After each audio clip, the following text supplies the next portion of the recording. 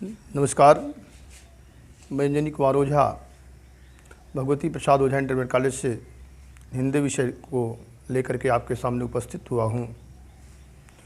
मेरे प्यारे बच्चों, कल मैं आपको तुलसीदास जी द्वारा रचित रामचरितमानस से जो आपके पाठ्य पुस्तक में धनुषभंग है उसके चौथे दोहे तक की व्याख्या किया था। उसके आगे आप लोग व्याख्या को देखें।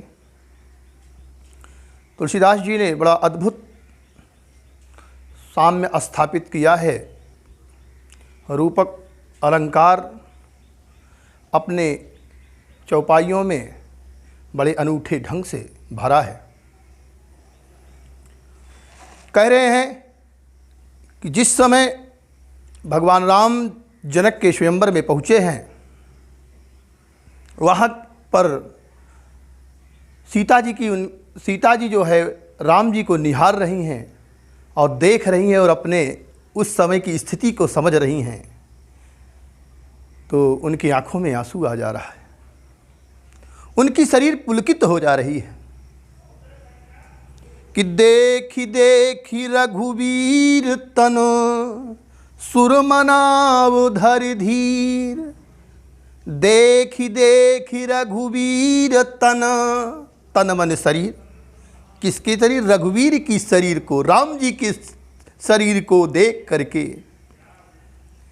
एक बार नहीं दो बार लगाया, देख ही लगाया। कहने का मतलब एक बार राम को देखती है, फिर धरती को देखती है, फिर राम को देखती है, फिर धरती को देखती है, अपने विषय में सोचती हैं, फिर राम को देखती हैं। इसलिए देख ही शब्द लगा दिया। देखी देखी रघुवीर तन सुर मनाव धर धीर। सुर मन देवता को मना रही हैं, धैर्य धारण कर रही हैं, देवताओं से प्रार्थना कर रही हैं, काम बना दो मेरा। और भरे बिलोचन प्रेम जल, उनके आंखों में आंसू आ जा रहा है। अपने पिता के द्वारा लिए गए कठोर प्रण को याद कर करके उनके आंखों में आंसू आ रहा है। और उनकी पुलकावली शरीर, उनकी शरीर जो है पुलकित हो रही है, प्रफुल्लित हो रही है। क्यों पुलकित हो रही है शरीर? राम जी के सौंदर्य को देख करके, राम जी की उनके रूप लावण्य को देख करके वह उनकी शरीर पुलकित हो जा रही है और उनकी आंखों में आंसू आ जा रहा है। आगे देखिए चौपाई के माध्यम से क्या कहते हैं। किन्नी के अनिरखी नयन भरी शोभा, पितुपनु सुमिरी बहुरी मनु क्षोभा। नीके निरखी नयनो भरी शोभा। नीके निरखी, निरखी माने देख करके अच्छी तरह से, नीके निरखी माने अच्छी तरह से देख करके, नयनो भरी शोभा। किसकी शोभा? भगवान राम की शोभा को अपने आंखों में भर करके अच्छी तरह से देख करके। और उसके बाद क्या कर रही हैं कि पितुपनु सुमीर, पितुपनु सुमीर, अपने पिताजी के प्रण को सुमिर करके, याद करके। पिताजी का प्रण क्या है? जो शिव के धनुष को तोड़ेगा वही सीता से नाता जोड़ेगा। यह प्रण याद करके इतना कठोर वज्र के समान धनुष को कोई उठा नहीं पा रहा है तोड़ने की, उस पर चाप चढ़ाने की बात ही क्या। ऐसे कठोर प्रण को सुमिर करके, याद करके, बहुरी मन क्षोभा, उनके मन में बहुत क्षोभ हो रहा है, कष्ट हो रहा है। क्षोभ माने कष्ट हो रहा है। तो कह क्या रही है? आहा तात दारुनी हठ ठानी, आहा तात दारुनी हठ ठानी। दारुण माने कठोर, हठ, जो हठ प्रतिज्ञा मतलब इतनी जबरदस्त प्रतिज्ञा कर लिया है। हाय हाय तात माने पिताजी ने बहुत कठोर प्रतिज्ञा धारण कर ली है, ठान लिया है। समूझतो नहीं कछु लाभ न हानि, इसमें अपना कोई लाभ और हानि समझा ही नहीं, बिना जाने समझे इतनी कठोर प्रतिज्ञा कर लिया मेरे पिताजी ने। हाय हाय क्या बताऊं। सीता जी मन में पश्चाताप कर रही हैं और क्या कह रही हैं कि सचिव सभय सिखु दे न कोई। सचिव माने मंत्री, सभय माने भय के कारण। अपने बड़े भय के कारण, इतना बड़ा भय है कि कहीं राजा है ना जनक जी, और इसलिए सारे मंत्री लोग जो हैं उनसे डरे हैं, डरे हुए हैं। इसी वजह से उनको कोई शिक्षा नहीं दे रहा है कि अरे पिताजी छोड़ो, अब की कोमल सुकुमारी सीता है, इसका किसी कोमल सुकुमार से सुंदर जो हो उससे विवाह कर देना चाहिए, ये अपनी प्रतिज्ञा छोड़ दो। ऐसा कोई मंत्री डर के मारा उनसे सीख नहीं दे रहा, उनको शिक्षा नहीं दे रहा है।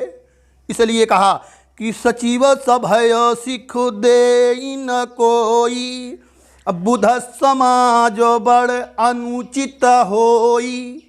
अगर ऐसा कोई सीख नहीं दिया तो बुद्ध समाज माने विद्वानों के समाज में ये बड़ा अनुचित कार्य होगा कि नहीं? वास्तव में होगा कि जिस समय सीता का स्वयंवर हो रहा है उस समय सीता 7 वर्ष की है, और 7 साल की सीता को 70 साल के राजा आए हुए हैं धनुष तोड़ करके प्राप्त करने की इच्छा लेकर के। वो अगर कोई 60-70 साल का राजा धनुष तोड़ देगा तो बड़ा अनुचित होगा ना विद्वानों की सभा में कि ऐसा कार्य कठोर प्रण क्यों ले लिया। इसलिए कह रही है कि बुध समाज बड़ अनुचित होई, या बड़ा अनुचित कार्य होगा विद्वानों की सभा में। आगे देखिए क्या कह रहे हैं कि कह धनु कुली सहु चाहि कठोरा, कह श्यामल मृदुगात किशोरा। कह धनु कुली सहु चाहि कठोरा, कुलिशहु माने वज्र के समान। कहाँ ये वज्र के समान कठोर धनुष, और कहाँ यहाँ कहाँ श्यामल मृदुगात किशोरा। क्या है श्यामला? मृदु माने कोमल मुलायम शरीर वाले, गात माने शरीर के किशोरावस्था के बालक। भला इस धनुष को कैसे तोड़ पाएंगे? एक कोमल से इधर वज्र के समान कठोर धनुष, इधर कोमल शरीर वाला ये श्यामल गात जिसका है वो भला इस कठोर शरीर को कैसे तोड़ पाएगा? आगे कह रहे हैं कि विधि के ही भांति धरऊ उर धीरा। है विधाता, विधि सब ब्रह्मा जी के लिए आता है जो सृष्टि का निर्माण करने वाले, जिसको विधाता कहा जाता है। तो कह रहे हैं कि कहे विधि के ही भांति कहो धरऊ उर धीरा। हे विधाता, हे ब्रह्मा जी, मैं अपने कैसे किस तरह अपने हृदय में धीरज धारण करूं? धीरज धारण करने के लिए भी कोई तो बात होनी चाहिए ना। कहाँ कठोर धनुष और कहाँ ये कोमल शरीर, तो दोनों का मिलाप तो है नहीं, दोनों तो विपरीत हैं। भाई कठोर कठोर से कटता है, कोमल थोड़ी तोड़ पाएगा, तो इसलिए धीरज धारण कैसे करूं मैं? सीता ये सोच के कह रही है, हे विधाता, मैं किस तरह किस भांति अपने हृदय में धीरज धारण करूं? और शिरस सुमन कन वेधिउ हीरा। शिरसी का फूल होता है, बड़ा कोमल और बड़ा मुलायम होता है, तरीके हाथ लग जाए तो पिचनी हो जाए, एकदम मुलायम होता है। तो भला कहीं शिरसी का फूल, और सबसे कठोर धातु में हीरा माना जाता है। जितनी धातुएं हैं सबसे कठोर अगर कोई है तो हीरा है। तो हीरा जैसे कठोर धातु को भला कहीं शिरसी का फूल बेध सकता है, काट सकता है? असंभव है, ये संभव नहीं है। तो वही कह रहे हैं कि शिरसी सुमन कन बेधेउ हीरा। भला शिरसी का फूल कहीं हीरा को बेध सकता है? कहने का तात्पर्य क्या है कि भला इतना कोमल मुलायम शरीर वाला व्यक्ति भला कठोर वज्र के समान धनुष को तोड़ सकता है? इसलिए हमको विश्वास नहीं हो रहा है। इसलिए कैसे मैं अपने हृदय में धीरज धारण करूं? सीता जी बड़ा सुंदर रूपक उपस्थित किया है तुलसीदास जी ने यहाँ पर। आगे देखिए, सकल सभा के मति भय भोरी। जितनी सभाएं बताइए, इतने बड़े बड़े विद्वान, सदानंद जी जैसे महान विद्वान, जनक जी जैसे स्वयं महान ज्ञानी, विश्वामित्र जी, सब तमाम सारी सभा में विद्वान लोग बैठे हैं, लेकिन कह रही हैं कि सकलो सभा के मति भय भोरी। सारी सभा की मति माने बुद्धि भोरी हो गई है, सबकी बुद्धि एकदम शून्य हो गई है। अब मोहि शंभु चाप गति तोरी, हे शंभु चाप, हे शिव के धनुष, अब आपका ही सहारा है। यह समाज के लोग तो कुछ नहीं समझ रहे हैं, आप सुन लो मेरी बात। विनती कर रही हैं कौन? माता सीता जी। निज जड़ तालो गन पै डारी, अपनी जड़त्व जो है, अपना जो भारीपन है, गरुपन है, उसको लोगों पर डाल दीजिए, लोगों पर अपना भारीपन छोड़ दीजिए। और होहूँ हरहूँ रघुपतहि निहारी, तुम होहूँ हरहूँ माने हल्की हो जाओ, अपना भारीपन जो है, जड़त्व जो है आपके अंदर, उसको लोगों पर छोड़ दो और तुम हल्की हो जाओ। कब? कि जब रघुपतहि निहारी, जब आपको राम जी देखें, जब आपको राम जी उठाएं तो तुम हल्की हो जाना, अपना भारीपन लोगों पर छोड़ देना। सीता जी ऐसा शिव के धनुष से प्रार्थना कर रही हैं। अति परिताप सिय मन माही, लव निमेष जुग सय सम जाही। अति परिताप सिय मन माही, इस प्रकार से सीता के मन में पश्चाताप हो रहा है, कष्ट हो रहा है।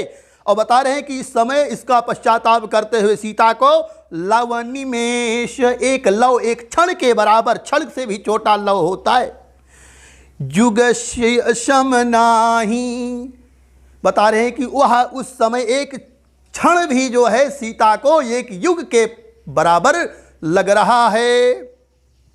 दोहे के माध्यम से कह रहे हैं कि प्रभु चितय पुन चिताऊं मही, राजत लोचन लोल, और खेलत मन सिजमीन जुग जनु विधु मंडल डोल।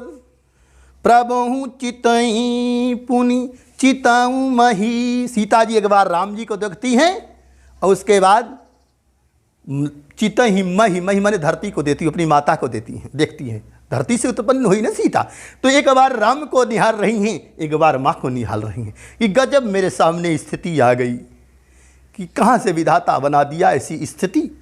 प्रभु चितहि पुनि चिताऊं मही, एक बार राम को, इधर एक बार राम को, एक बार धरती माँ को। तो जब ऐसा एक बार देखिए, जब किसी को देखते हैं ना तो पुतरी जो होती है आँख की यह ऊपर चली जाती है, तो एक बार ऊपर गई राम की ओर, एक बार नीचे आई, ऊपर नीचे अप डाउन का खेल चल रहा है। तो कह रहे हैं राजत लोचन लोल, लोल माने चंचल, लोचन माने नेत्र, राजत माने सुशोभित हो रहे हैं, सीता जी के नेत्र गजब के सुशोभित हो रहे हैं। एक बार राम को देखने, फिर था अपनी माँ को देखने को, इसकी प्रक्रिया में उनके नेत्र इतने सुशोभित हो रहे हैं कि खर्च देखिए उपमा दे दिया, क्या कह दिया कि खेलत मन सिज मीन जुग जनु विधि मंडल डोल। जैसे खेलत मने खेल रहे हो, मन सिज मने कामदेव खेल रहे हो। कैसे कामदेव खेल रहे हैं? मीन जुग, दो मछली के जोड़ा, मछली के साथ। देखिए कामदेव का झंडा क्या है? मछली है ना। कामदेव का झंडा क्या है? मछली है। और जैसे दो मछली खेल रही हो, कहाँ खेल रही हैं? कह रहे हैं कि जुग जनु विधि मंडल डोल। विधु माने चंद्रमा होता है, विधु शब्द चंद्रमंडल के लिए है। विधु मंडल माने चंद्रमंडल में चंद्रमा की जो परछाइयों, चंद्रमंडल की जो परछाई होती है वह देखिए पानी में पड़ती है। और जब एक अगल बगल चंद्रमा की परछाई हो, चंद्रमा की परछाई पानी में पड़ रही हो और पानी में मछलियां दो आ करके खेल रही हैं, तो आइए थोड़ा समझते हैं क्या है कि सीता जी का मुख क्या है? चंद्रमा के समान सुंदर है, चंद्रमुख कहा गया है। और चंद्रमंडल की परछाई जैसे धरती पर पड़ रही हो, और उस चंद्रमंडल में जैसे कामदेव की जो झंडा है लहरा रहा है, दो मछलियों वाला बने जोड़ा झंडा जैसे लहरा रहा हो, मछलियां पानी में तैर रही हों, वैसे ही चंद्रमुख सीता का सम है। और उसमें दो आँखें, ओहो क्या है? मीन युग हैं, मछली के हैं। मछली की तुलना आँख से की गई है, क्योंकि इसमें भी पानी होता है। और आप जिसमें मछली रहती है देखिए उसमें भी पानी होता है कि नहीं। यह पुतरी जो है चलती जो है ऐसे लग रहा है इसमें देखिए सफ़ेद सफ़ेद वाली, ये चंद्रमंडल अगल बगल देखिए बीच बीच में काली काली होती है, तो ये चंद्रमंडल की तरह है और इसमें ऊपर नीचे हो रही माने मछलियाँ चल रही हों, बड़ी सुंदर जनु विधु मंडल डोल, डोल बने डोल रही हैं, चल रही हैं। कहाँ? चंद्रमंडल में। कौन चल रही हैं? अथा ये आप की जो चंद्रमा और मनसिज माने कामदेव की जो मछलियां हैं दोनों वो चल रही हों, ऐसा सीता जी की आँखों का चलने पर बताया जा रहा है। आगे कह रहे हैं कि गिरा अलिन मुख पंकज रोकी प्रगटु न लाजु निशा अवलोकी। ये तो बात हो रही है कि सीता जी देख करके राम को पश्चाताप कर रही हैं, मन ही मन मना रही हैं, लेकिन सारे लोगों की लज्जा होती है, स्त्रियों को बड़ी लज्जा होती है। और बता रहे हैं शास्त्रों में बात आई है कि स्त्रियों का आभूषण क्या है? लज्जा है। स्त्रिया लज्जा नाम आभूषणम अस्ति। स्त्रियों का सबसे बड़ा अगर आभूषण है कोई तो लज्जा है, और जिस स्त्री के अंदर लज्जा नहीं है वो स्त्री नहीं है।